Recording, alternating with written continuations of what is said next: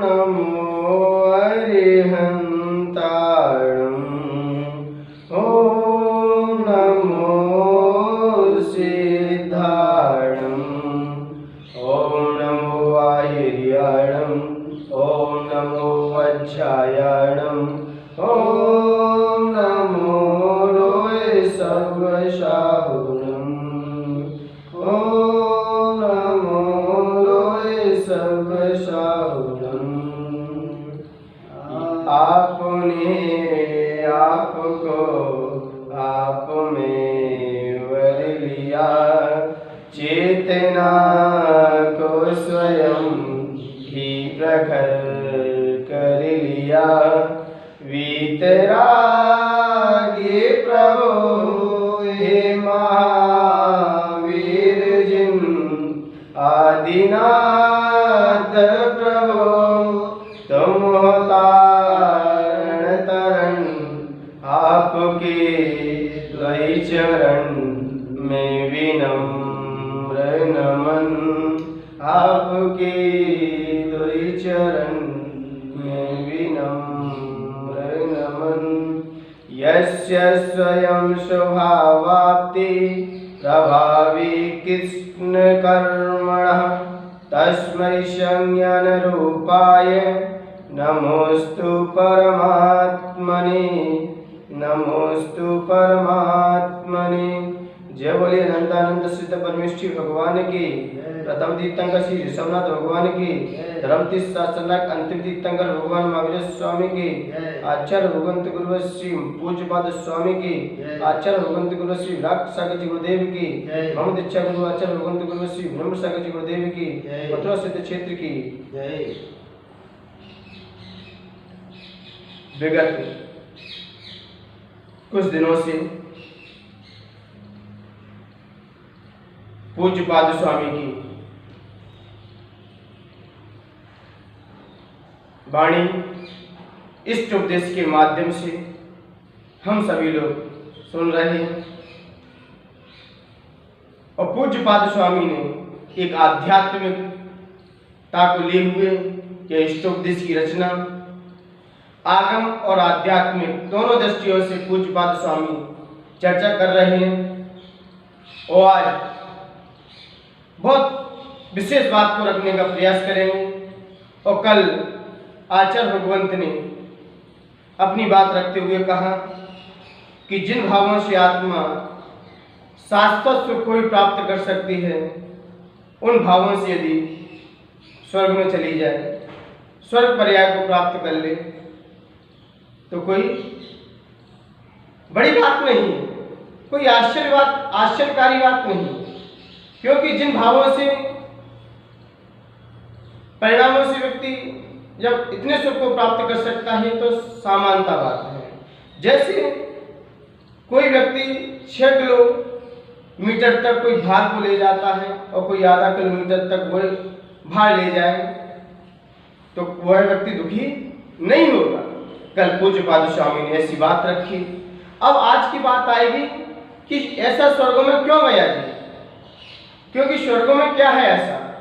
तो देखा जाए कि स्वर्गों में इंद्रिय विषय भोग जो सुख है वो देखा जाए जो मनुष्य गति से और गतियों से की अपेक्षा से यदि देखा जाए तो वहां के सुख ज्यादा है।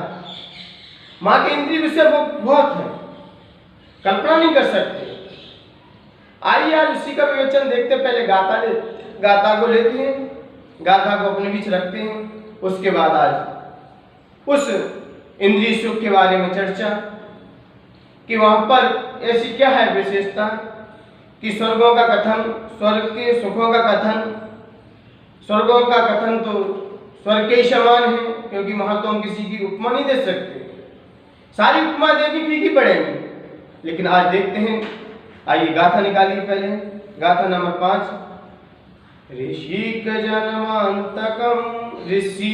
जन्मांतकम दीर्घम कालोपलालितम नाके नाकौकसा सौख्यम नाके नाकौकसामिव ऋषिक ऋषिक जन्मांतकम दीर्घ कालोपलालितम नाके नाकौकसा सौख्यम नाके नाकौकसाम्यव।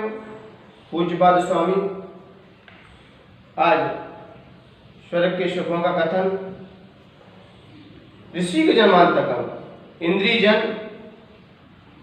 आतंकम जो दुख रहित है, जो सुख आतंकम जाने की वह सुख इंद्रियों का सुख है, जो वो किसी प्रकार की पीड़ा से, किसी प्रकार की पीड़ा नहीं है, वह सुख दुख रहित है। और नाके नाक दीर्घ कालोपलालितम, और वह सुख कैसा है, दीर्घ काल तक रहता है। वो जब तक देवों की आयु क्षीण नहीं होती तब तक उनका वह सुख उनके साथ ही रहता है, कभी कम न कभी घटता है न कभी बढ़ता है। तो क्या कह रहे हैं, स्वर्गों में देवों का इंद्रियजन जो दुख रहित दीर्घ काल तक उपलालितम जो सेव्य सुखम वह सुख है, वो दीर्घ काल तक रहता है। वह कैसा सुख है, नाके नाको कसाम सौख्यम, वह सुख कैसा है, स्वर्गों के देवों के सुख के समान ही है। क्या कि स्वर्ग के देवों को वहां किसकी उपमा लगा, कोई उपमा ही नहीं लग रही थी, तो कह दिया कि वहां का सुख वहां के स्वर्गों के समान ही है। और वह सुख कैसा है, वह दुख रहित सुख है। वहां पर कोई किसी को वेदना नहीं देता, न कोई किसी को पीड़ा पहुंचाता, वहां शाश्वत, वहां अपना सुख स्वयं सुख है। वहां इंद्रियों का विषय सुख ऐसा है कि वहां पर कल्प वृक्ष भी है। ऐसा वसुनंदी श्रावकाचार्य ग्रंथ में भी आया है कि वहां पर सिर्फ एक भोजनांग नामक का एक कल्प वृक्ष नहीं रहता, बाकी 9 कल्प वृक्ष वहां मौजूद रहते हैं। जैसे ग्रहांग, भाजनांग, भोजनांग, पानांग और वस्त्रांग और भूषणांग और मालांग और दीपांग और ज्योत्रांग और त्रयांग, ये इस प्रकार के इसमें भोजनांग अंग नहीं है, बाकी 9 कल्प वृक्ष मौजूद रहते हैं। और वहां पर जो सोचते हैं वो अपने आप उन्हें चीज प्राप्त हो जाती है। और ऊपर के देवों का यदि सुख देखा जाए, यदि वहां के सुख की कल्पना की जाए, तो वह सुख कैसा है, अजर अमर है। क्योंकि अमर क्यों है, क्योंकि वहां पर देवों का मरण नहीं होता, वहां पर देवों का बीच में कदली घात नहीं होता। क्योंकि ऐसे कई जीव हैं जिनका कदली घात मरण नहीं होता। औपादिक चरमोत्तम देहा औपादिकम चरमोत्तम देहा संख्य वर्षा ईशो न वर्त्याशा, इन जीवों की अकाल मौत नहीं होती। जैसे कि तीर्थंकर भगवान ये धरती पर आएंगे, इनकी कभी अकाल मरण नहीं होगा। इनकी जितनी आयु वहां से फिक्स है। जैसे भगवान महावीर स्वामी की 72 वर्ष की आयु थी, तो पूरी आयु को पूर्ण करके तभी उन्होंने अपने शाश्वत सुख की प्राप्ति की, तभी उनको मोक्ष हुआ। ऐसे ही औपादिक का मतलब क्या है, नरक और देव गति के दोनों के जीवों की अकाल मरण नहीं होता। जिनका औपादिक से जन्म होता हो, औपादिक से जन्म कौन लेते हैं, देव और नारदी। इनका ना कोई गर्भ जन्म होता, ना कोई वैसा जन्म होता समूषण आदि, इनका सिर्फ औपादिक चरमोत्तम देह। और जिनका अंतिम शरीर है, जिनको क्या अंतिम शरीर, उसी भाव से ये मोक्ष जाएंगे। ऐसे जीवों का भी अकाल मरण नहीं होता। और असंख्य और जिनकी असंख्यात वर्षों की आयु है, जैसे भोग भूमि है जी, उत्तम भोग भूमि हो, चाहे जगन भोग भूमि हो, चाहे उत्कृष्ट भोग भूमि हो, इन जीवों का क्या नहीं होता, क्या अकाल मरण नहीं होता। तो यहाँ पर क्या कहती है, अमर। देवों को अमर क्यों कहा, जैसे भक्ता अमर, यह भक्त क्यों, कौन से भक्त, जो अमर है। अमर भक्त क्यों है, क्योंकि इनका बीच में कभी मरण नहीं होता। ये जन्म जरा मृत्यु जो है इनके अंदर, तो इनके बीच में कोई इन्हें व्यवधान नहीं पैदा करता। और देवों की तो जरा तो होती नहीं है, क्या उनका बुढ़ापा तो आता ही नहीं है। जैसा बचपन है, कुमारावस्था हमेशा रहती है, ना कोई बीच में कोई उनके बुढ़ापा आएगा, ना उनके दाढ़ी मूछ होती, और ना ही बीच में उनका मरण होता। और भी विशेषता है उन्हें कभी फीवर, बुखार आदि बीमारी भी नहीं परेशान करती और आपस में लड़ते झगड़ते भी नहीं है, बस प्रेम से रहते हैं। जो यहाँ पर प्रेम से रहते हैं वही जीव जाके, ऐसे ही जीव जाके उस दिव्य गति को प्राप्त करते हैं। इसलिए यहाँ पर जब चारों गतियों का जब विवेचन पढ़ा तो नरक गति में जो आहार होता है, जो उनका भोजन होता है, पहले तो वह नपुंसक लिंग होता है। कहाँ पर? नरक गति में। तो नरक गति में यदि आहार की व्यवस्था देखी जाए तो वहां पर नारकी लोग कौन सा आहार करते हैं? कर्म आहार करते हैं। नारकी लोग कौन सा आहार करते हैं? कर्म आहार करते हैं। देव लोग, उनके कंठ में ही अमृत झड़ जाता है और वह मानसिक आहार करते हैं। देव लोग कौन सा आहार करते हैं? मानसिक आहार। जैसे मन में सोचते हैं, मन में उन्होंने चिंतन कर लिया, मन में विचार कर लिया, तो उनके कंठ में अमृत झड़ जाता है। जैसे किसी देव की आयु 2 सागर वर्ष की है।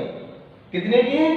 2 सागर वर्ष की आयु है, तो उसके 2000 वर्ष में उस विचार करेंगे तो उनके कंठ से क्या? अमृत झड़ जाएगा, उसमें वो तृप्त हो जाते हैं। और यदि श्वास का प्रमाण देखा जाए तो वो 2 पक्ष में, 2 सागर की आयु में 2 वर्ष बाद वो उनके कंठ में अमृत झड़ता है और 2 पक्ष के बाद वो श्वास ग्रहण करते हैं। जितने सागर हैं उतने पक्ष और वर्ष लगा दीजिए, श्वास और उनका आहार यानी कि मानसिक आहार हुआ करता है। और पक्षियों का आहार देखा जाए तो अंडज आहार होता है और पेड़ पौधों का लेपाहार होता है। आज लेपाहार की लोगों ने मान्यता रखी है। मुनिराज की कोई भैया वृत्ति करे, कोई त्यागी व्यक्ति की सेवा करे, कोई तेल लगाए, तो लोग कहते हैं कि महाराज जी आहार कर रहे हैं, लेपाहार कर रहे हैं। अरे तेल लगाना लेपाहार नहीं है। तेल लगाना, लेपाहार तो एक इंद्री करते हैं, पेड़ पौधे करते हैं, और मनुष्य और त्रियंश कमलाहार करते हैं। कौन सा आहार करते हैं? कमलाहार। और कमलाहार कितने प्रकार का होता है? 4 प्रकार का होता है। खाद्य, स्वाद्य, लेह और पेय। खाद्य में चबाने वाला, पेय में पीने वाला, और लेह में चाटने वाला, और स्वाद में लौंग इलायची। ये मनुष्य और त्रियंश लोग करते हैं। और देवों के तो इन कमलाहार तो है ही नहीं, वहां तो सिर्फ उनके कंठ से अमृत झरा, वहीं से वो तृप्त हो जाते हैं। और उनके अजर अमर रहा करते हैं। देव लोग अजर अमर भी रहा करते हैं क्योंकि उनके बुढ़ापा भी नहीं आता, कुमार अवस्था हमेशा रहती है। अब आती है देव मनुष्यों का हार, तो मनुष्यों का कमलाहार होता है। उन्हें बार बार भूख लगती रहती है, बार बार अपनी क्षुधा को मिटाते रहते हैं, क्योंकि एक बार करे तो योगी और 2 बार करे, जो एक बार भोजन करे तो वो क्या है? योगी है। क्योंकि चौथे काल में जो कितने बार भोजन होता था? 1 बार भोजन करते थे। पहला काल था वहां आंवले के बराबर ऐसा प्रमाण मिलता है। दूसरी ऐसे चौथे काल में एक दिन 3 दिन छोड़ के आहार होता था। फिर दूसरा काल आया तो 2 दिन छोड़ के, तीसरा काल आया तो 2 दिन छोड़कर, और चौथा काल आया तो 1 दिन में 1 बार ही भोजन करते थे। तीसरे काल में 1 दिन छोड़ के, और दूसरे काल में 2 दिन छोड़ के, और चौथे काल में 3 दिन छोड़ के आहार होता था। और पंचम और चौथे काल में 1 बार आहार करते थे दिन में, और पंचम काल में और षष्ठम काल की तो बात ही अलग है। लेकिन चौथे काल में जो 1 बार भोजन करता है, वो इस काल में यदि 1 बार जो आहार करता है, भोजन को ग्रहण करता है, समझिए वो योगी है। और दूसरी बार जो भोजन करे वो क्या है? वो भोगी है। और तीसरी बार जो भोजन करे उसकी मृत्यु भी होनी है, उसकी मृत्यु निश्चित है। लेकिन जो 1 बार भोजन करते हैं, ऐसे ही जीव जाके दिव्यता को प्राप्त करते हैं, अपनी शक्ति को प्राप्त करते हैं। इसलिए ये मनुष्य गति देखी। अब आता है त्रियंश। त्रियंशों का भी भोजन, वो भी अपना भोजन करते हैं।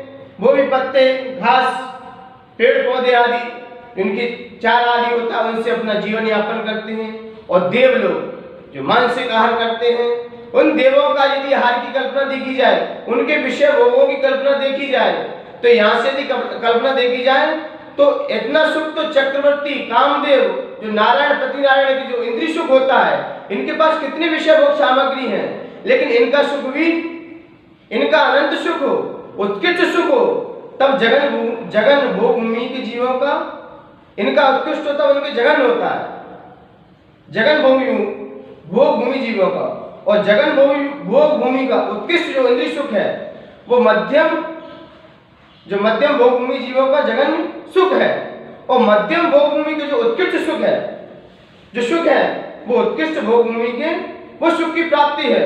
और जो उत्कृष्ट भोग भूमि जीवों का जो सुख है उससे असंख्यात गुणा सुख बेंतर आदि देवों का है, बेंतर आदि देवों का है। और बेंतर आदि देवों से अनंत असंख्यात गुणा शौद्रमिंद्र आदि को, शौद्रमिंद्र आदि का है। शौद्रमिंद्र की कल्पना देखिए, जब भगवान का समोषण की रचना करता है तो कौन करता है? शौद्रमिंद्र कर देता है। और जहां तक कि 12 सभाओं में जब 8 जो भूमि होती है समोषण में, जो षष्टम भोग भूमि जो कल्पवृक्ष भूमि होती है, वहां पर देखिए देवों द्वारा कि कल्पवृक्ष भोग भूमि जहां पर 10 प्रकार के कल्पवृक्ष लगते हैं। जो व्यक्ति जाते हैं, कई भव्य प्राणी जाते हैं, कई अभव्य जाते हैं, तो वो इन्हीं सामग्री में जाके फंस जाते हैं। ये सारी व्यवस्था कौन करता है? शौद्रमिंद्र। यदि शौद्रमिंद्र की विभूति देखी जाए, इनकी यदि विषय भोग की सामग्री देखी जाए, यदि चिंतन किया जाए, तो ये इतनी सामग्री को लगा सकते हैं कि जब 170 तीर्थंकर का जब समोषण की रचना, जब अजितनाथ भगवान के समोषण, जब अजितनाथ भगवान का जब काल आया, तो 170 समोषण की रचना किसने की? शौद्रमिंद्र ने।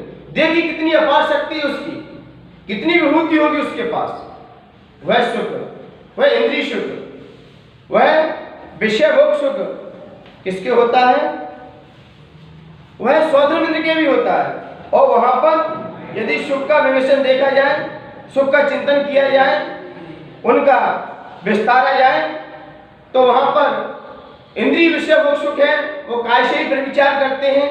यदि काय से प्रविचार करने का यदि प्रमाण देखना है तो तत्व सूत्र में उमा स्वामी महाराज जो कह रहे हैं, शेषा स्पर्श रूप शब्द मना प्रविचार। कुछ लोग शेषा स्पर्श से करते हैं, कोई लोग रूप देखकर करते हैं, और कोई शब्द और कोई मन से। कोई किससे करते हैं? कोई शब्द से करते हैं तो कोई मन से करते हैं। यदि भवनवासी बेंतर ज्योतिषी देवों तथा पहले और दूसरे श्लोकों का यदि प्रविचार देखा जाए, उनका जो प्रविचार देखा जाए, तो वह प्रविचार करते हैं। और कौन सा प्रविचार करते हैं? उसमें आलिंगन मात्र को देख लेते हैं, आलिंगन जो स्पर्श कर लेते हैं। और 5वें श्लोक का 5वें से लेकर 6वें 7वें और 8वें श्लोक तक देवियों के रूप देखने से ही प्रविचार हो जाता है। और 9वें 10वें और 11वें 12वें श्लोक के देव देवियों के सिर्फ गीत गा दें, वो मन से कोई शब्द सुना दें, कोई शब्दों का उनके मुख से निकल जाए, तो उनका प्रविचार हो जाता है। और 13वें 14वें और 15वें श्लोक के और 16वें श्लोक के देवों के सिर्फ मन से विचार करते हैं, उनका वह प्रविचार हो जाता है। जो प्रविचार अपन स्पर्श जो साक्षात करते हैं, वहां तो सिर्फ शब्द रूप से ही प्रविचार हो जाता है। और उससे असंख्यात गुणा सुख क्रम से देवों से बढ़ता हुआ होता है।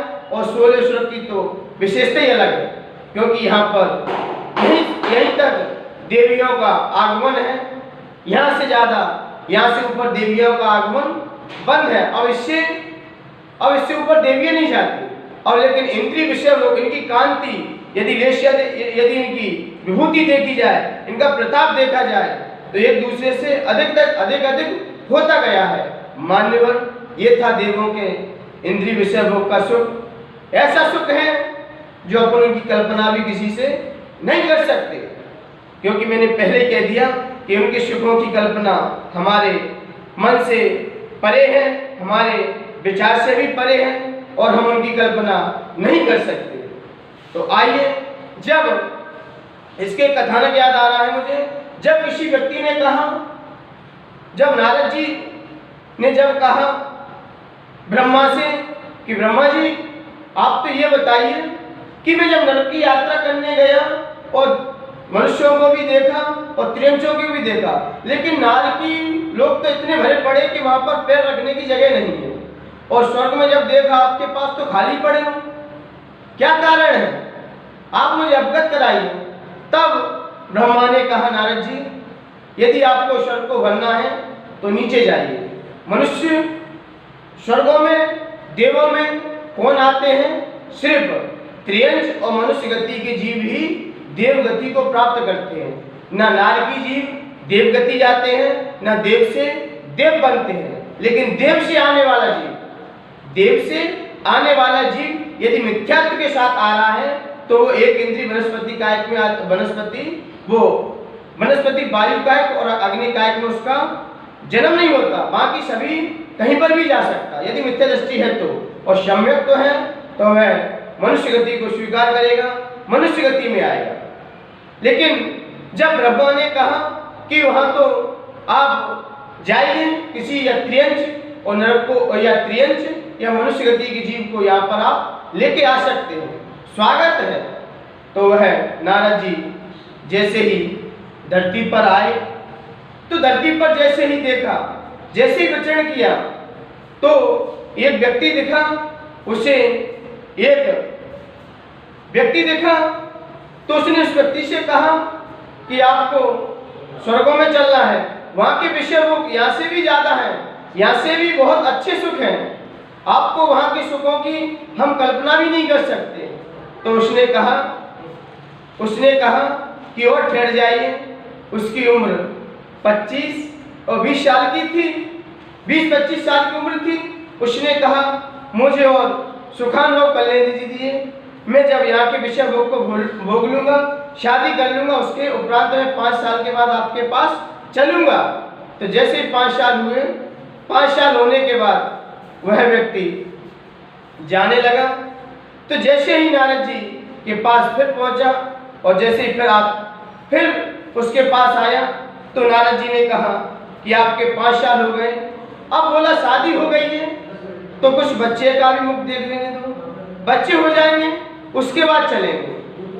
तो उसने कहा, उसने विचार किया, उसने चिंतन किया, ठीक है बच्चे बड़े हुए, तो बच्चे बड़े हुए तो उसने कहा कि बच्चे सारे कपूत हैं, बच्चे सारे ही कपूत हैं, और यदि कपूत बच्चे यदि हम छोड़ के चले जाएंगे तो ये धन दौलत तो हमारी वैसे ही विनष्ट हो जाएगी, वैसे ही नाश हो जाएगी। तब उसने कहा कि मुझे और रहने दीजिए। तो ऐसा करते करते उसका यहीं पर जीवन यापन होता गया। मतलब हमारा कहने का अभिप्राय यह है कि व्यक्ति जिस गति में आ जाता है वहां से जाने का मन ही नहीं करता, वहीं के विषय भोग को भोगता रहता है। यदि आपको ये विषय तो सिर्फ आपको यहीं तक है, जब कोई रोग पैदा होगा तो ये विषय भोग भी आपको बहुत कठिन लगेंगे और आपको यही विषय भोग आपको ही रोग का कारण बना देंगे। इसलिए मान्यवर वह, क्योंकि कहावत है किसी की कि तीन गति क्या है? 3 गति शुभ है और 2 आयु शुभ है। क्योंकि 3 गति क्यों शुभ है? क्योंकि व्यक्ति नरक त्रियंच गति में आ जाए, देव गति में आ जाए और मनुष्य गति में आ जाए, यहाँ से व्यक्ति मरण नहीं करना चाहता, यहाँ से व्यक्ति मरण को प्राप्त नहीं करना चाहता, और नरक गति से व्यक्ति मरना चाहता, लेकिन वहां पर मरने पे पाबंदी है। और 2 आयु कौन सी शुभ है, 2 आयु कौन सी अशुभ है? त्रियंच आयु अशुभ है और नरक आयु भी अशुभ है, लेकिन देव आयु और मनुष्य आयु ये क्या है? शुभ है। लेकिन व्यक्ति नरक आयु को बंद नहीं करना चाहता, लेकिन वो त्रियंच आयु का व्यक्ति बंद नहीं करना चाहता है, और तो बंद भी कर ले लेकिन चला जाए, लेकिन वहां से मरण भी नहीं करना चाहता। इसलिए मान्यवर आज अपन ने ये विषय भोग जाने, क्योंकि वहां पर देवों का यदि देखा जाए या वहां के महलों को देखा जाए तो गृहांग नामक का एक कल्प वृक्ष है, तो उनके कई प्रकार के उत्तमोत्तम गृह प्राप्त हो जाते हैं, घर प्राप्त हो जाते हैं। भाजनांग उत्तम बर्तन, जो कलश झाड़ी अच्छे से अच्छे बर्तन, ये प्लास्टिक के, ये स्टील के नहीं चलते, वहां पर स्वर्णिम होते हैं और रत्नों से जड़ित होते हैं, ये धातु आदि के वहां पर प्रयोग नहीं होते। और पानांग 32 प्रकार के पेय पदार्थ, जैसा वो रस का चिंतन करें वही रस उनके कंठ में झड़ जाता है। वस्त्रांग का मतलब है सुंदर कपड़े, ऐसे कपड़े जो आपने भी उनकी कल्पना नहीं की होगी, ऐसे वस्त्रांग, भूषणांग और सुंदर जो करदनी, कुंडल, हार, मुकुट एक से एक बढ़ के हुआ करते, मालाएं, एक प्रकार की पुष्प मालाएं, इतनी मालाएं होती हैं और इतनी अच्छी अच्छी मालाएं होती हैं कि जब से जन्म होता है तब से उनके शरीर पर डली रहती हैं, इतनी शोभा को प्राप्त होती हैं जिसकी कल्पना हम किसी से भी नहीं कर सकते।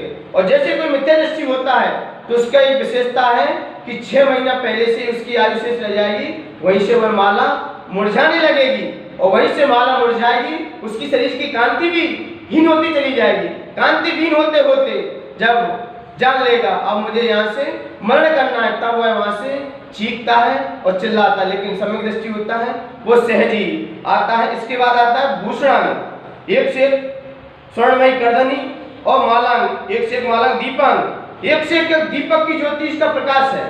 वहां पर दीपक की ज्योति से प्रकाश है, एक से एक दीपक है वहां पर। अब आता है ज्योतिरंग, जो करोड़ों सूर्य की किरणों का प्रचंड के समान जो उनका शरीर है, वहां से कई प्रकार की करोड़ों सूर्य के समान वहां पर ऐसे दिव्य रत्न हैं, उनसे प्रकाशित होते हैं सारे लोग। और तुरंग और वाद्य यंत्र भी, यहाँ के क्या आप डीजे साउंड बजाओगे, वहां तो वाद्य यंत्र ऐसे बजते हैं जो दिव्य ध्वनि जो समोषण में बजते हैं, ऐसे मनोबल लगते हैं कि वो लोगों को अपने ऊपर वो अपनी तरफ खींचते। इसलिए मान्यवर ये स्वर्गों की यदि जितना ही विवेचन किया जाए उतना कम पड़ता। इसलिए मान्यवर आज आपने स्वर्गों के सुखों को जाना कि स्वर्गों का सुख अपार है, और जो सुख 16 स्वर्ग से नवग्रह से असंख्यात गुणा है, उससे भी असंख्यात गुणा अनुत्तर का है, और उससे भी असंख्यात गुणा सर्वासिद्धि देवों का है।